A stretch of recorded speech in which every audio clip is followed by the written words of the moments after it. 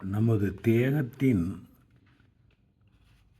ஆன்மா, அதாவது நமது உடம்பில் உள்ள இறைவன்கிறது ஆன்மா தான் இறைவன்.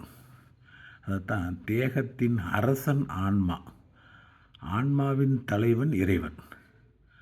ஆன்மாக்களை செலுத்தும் கோல் என்பது முதுகுத்தண்டாகும். இது மூலாதாரத்தையும் சகசராதனத்தையும் இணைத்து நிற்கிறது. இந்த முதுகுத்தண்டின் அடிப்பாகத்தில்தான் மூலாதார சக்கரம் உள்ளது. இதன் மேல் பாகத்தில்தான் சகசிராதனம் உள்ளது. இதில் இடைகளை, பிங்களை, சுழுமுனை என்ற 3 நாடிகளும் இணைந்துள்ளது. மூலாதார சக்கரம் பூமி தத்துவம், சிரசு ஆகாச தத்துவம். சுவாசத்தில், அதாவது நாம் சுவாசிக்கும் மூச்சுக்காற்றில் சுவாசத்தில் சோகம் என்ற அம்ச மந்திரத்துடன் இழுத்து விட்டு வர வேண்டும். இதுவே அஜபா செபம் ஆகும். அதாவது வாயினால் செபிக்காமல் மனதால் எண்ணி சுவாசத்தை உள்ளே இழுக்கும்போது சோ என்றும், மனதில் எண்ணி இழுத்தும் சுவாசத்தை வெளியேற்றும்போது ஹம் என்றும் மனதில் எண்ணி வெளியே விட்டு கொண்டே இருப்பதால் அஜபா ஜபமாகும். அதாவது சோகம் சோகம் என்று மனதால் சொல்ல வேண்டும் என்று சொல்கிறார். இதைத்தான் ஔவையார் விநாயகர் அகவலில் குண்டலி எதனில் கூடிய அசபி என்கிறார். அசபை என்பது வாயினால் உச்சரிக்காமல் மனதால் எண்ணுவதேயாகும்.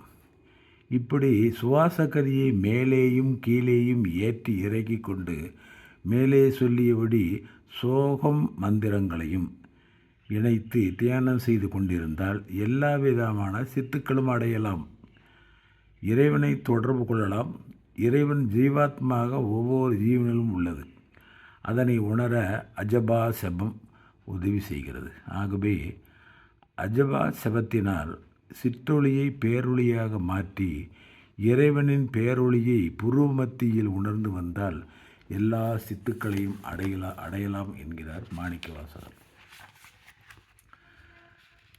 மேலும் ஒரு இடத்துல சொல்கிறாங்க, சகல மந்திரங்களும் சொல்லின் ஓசையாகிய மூலாதாரத்தில் இருந்து, மூலாதாரம் அடிப்பகுதி, வெளியே போகிற இடம் நுனிவாயல் அடிப்பகுதி, அதாவது மூலாதாரத்தில் இருந்து உதான வாயுவால் மேல் நோக்கி தொண்டைக்கு வைகரியாகி வெளிப்படுகிறது. மூலாதாரத்தில் இருந்து தொண்டை வரையில் உதித்து வரும் சகல மந்திரங்களும் செயல்பட உதவுவது பிரணவ ஸ்வரூபமாகிய கணபதியே ஆவார். இவரே தூள பிரணவத்தில் தொண்டையில் வெளிப்படுவார். சூக்கும பிரணவம் என்பது விந்துநாதங்களை அறிந்தவர்களுக்கு சூக்கும வாக்காக சிரசில் வெளிப்படுவார். கணபதிநாதராக விளங்குபவர் பூமி தத்துவம் வரையில் அவர் தும்பிக்கை நீண்டு இருப்பது ஒரு பரிபாஜையாகும். பூமி தத்துவம் அடங்கிய மூலாதார சக்கரத்துக்கும் மூளைக்கும் 2 வழியாக தொடர்பு உள்ளது. ஒன்று உணர்ச்சி வழி, மற்றொன்று அறிவின் வழியாகும். அதாவது பேரோ சிம்பத்தட்டிக் நர்வஸ் சிஸ்டம் என்றும், இது உணர்ச்சி வழி நரம்பு கற்றைகள். இது சரீரத்தில் நாபி பிரதேசத்தில் இருந்து தானியங்கி நரம்பு கற்றைகளாகும். மற்றொன்று செரிப்ரா ஸ்பைனல் சிஸ்டம். இது முதுகுத்தண்டு வழியாக மூளைக்கு செய்தி அனுப்பும் நரம்பு கற்றையாகும். சாதாரண மக்களுக்கு காமம் உணர்ச்சி வழியில் செயல்படுவதும் அதனிடம் அபானன் விளங்கும் இடமேயாகும். உணர்ச்சியே தான் ஆகாய கூற்றில் ஒரு பெண்ணை கண்டதும் காம நிலையில் உள்ள நரம்பு தொகுதிகளை செயலுக்கு தயார்படுத்துகிறது. இது பொருளிடம் ஊடாடி பெற்ற சுகமே வாசனையாக இருந்து மேலும் மேலும் காம உணர்வை விரும்பி அடைவதில் இன்பம் காண்பது ஆகும். சிவத்தின்பால் காதல் கொண்டவனருக்கு உணர்ச்சி நரம்புகளின் தாக்குதல் இல்லாமல் அந்த காம உணர்வு சுவதிஷ்டான சக்கரத்தின் வெளிமுக காரியத்தை, அதாவது காமத்தை உள்முகமாக திருத்தி காம உணர்வை மாற்றி மூலாதார சக்கரத்தின் வழியாக சிரசை அடைந்துவிடும். இதுவே செரிப்ரா ஸ்பைனல் சிஸ்டம் என்ற விஜயம்.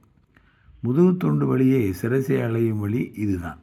இந்த சக்திகளால் தான் ஞானிகள் சித்தர்கள் காம உணர்வை காதலாக மாற்றி சிரசில் திருப்பெருந்துறை என்கிற புருவ மத்திக்கும் உத்தரகோச மங்கை என்னும் சதாசிவன் மனோன்மணி இணைந்திருக்கும் இடமாகிய சகசிராதலத்தை அடையும் வித்தையாகும். இதனால தான் பிரணவம் என்கிற அஜபா சிவ மந்திரம் எல்லா மந்திரங்களுக்கும் அரசனாகும். ஞானிக்கும் உள்ள சிவக்காதலும் காமனுக்கும் உள்ள காமமும் ஒரே இடத்தில் நிலை கொண்டு இரண்டும் வேறு வேறு வகையாக செயல்படுகிறது.